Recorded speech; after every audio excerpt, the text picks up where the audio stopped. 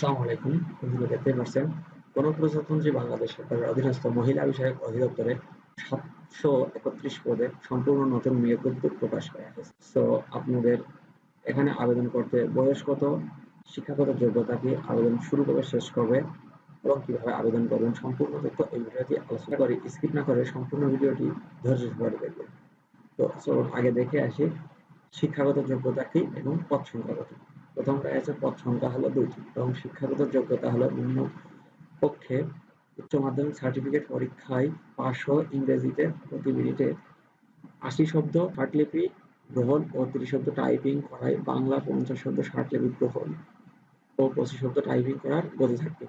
পদ সংখ্যা আছে ৯৭টি। দর্জি বিজ্ঞান বিভাগ থেকে ৫৩টি, বুটিক বাটিক ২২টি, নকশিকাঁথা ২২টি।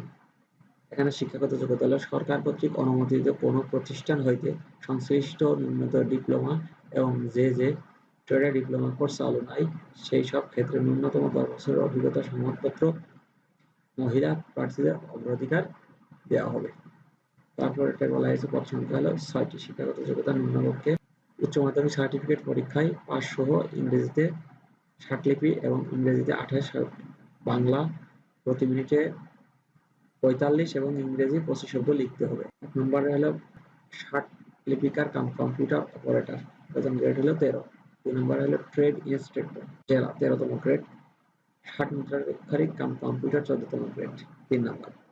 ৪র্থ নম্বরে বলা হয়েছে কি ডে কেয়ার ইনচার্জ, পদ সংখ্যা আছে ২৫টি। শিক্ষাগত যোগ্যতা অভিজ্ঞতা হলো কোনো স্বীকৃত প্রাপ্ত বোর্ড হইতে এইচএসসি পাস অথবা এসএসসি পাস, শুধুমাত্র কর্মসূচি এবং নার্সিং অভিজ্ঞতা সম্পন্ন প্রার্থীর অগ্রাধিকার দেওয়া, কেবলমাত্র মহিলা প্রার্থীদের বিবেচনা করা হইবে। ৫ নম্বরে হলো অফিস সহকারী কাম কম্পিউটার মুদ্রাক্ষরিক, পদ সংখ্যা আছে ১৬৩টি। নিম্নপক্ষে উচ্চ মাধ্যমিক সার্টিফিকেট অথবা পরীক্ষায় উত্তীর্ণ এবং প্রতি মিনিটে ইংরেজিতে ২৮ শব্দ এবং বাংলায় ২০ শব্দ টাইপ করার গতি। ৬ নম্বর হলো অফিস সহায়ক, পদ সংখ্যা আছে ৪৩৮টি। ন্যূনতম অষ্টম শ্রেণী পাস। এগুলো হলো শিক্ষাগত যোগ্যতা অভিজ্ঞতা, পদ সংখ্যা এবং পদ সম্পর্কে আলোচনা। এবার দেখে আসি হলো বয়স কত। সকল প্রার্থীর ক্ষেত্রে ১/৭/২০২৬ ১৮ থেকে ৩২ বছর পর্যন্ত। ট্রেড ইন্সপেক্টর জেলার ক্ষেত্রে ৩৫ বছর পর্যন্ত এফিডেভিট গ্রহণযোগ্য নয়।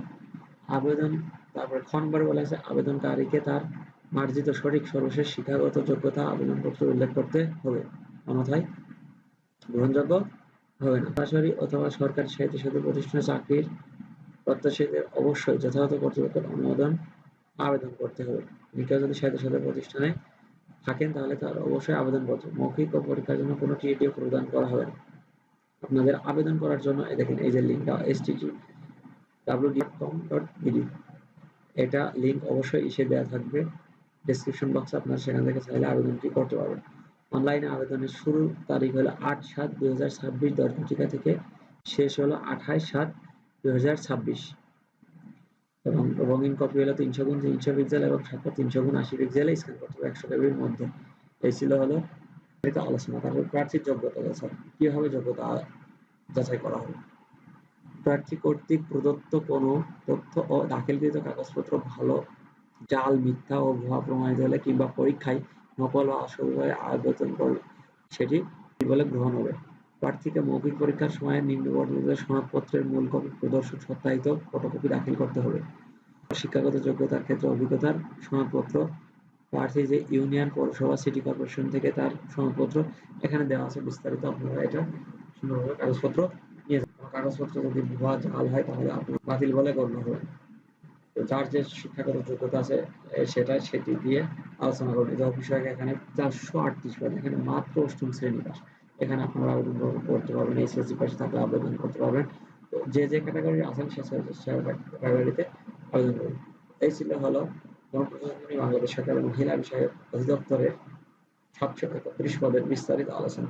অবশ্যই লাইক, কমেন্ট এবং সাবস্ক্রাইব করতে ভুলবেন না। ভালো থাকবেন, সুস্থ থাকবেন। ধন্যবাদ সবাইকে। আসসালামু আলাইকুম।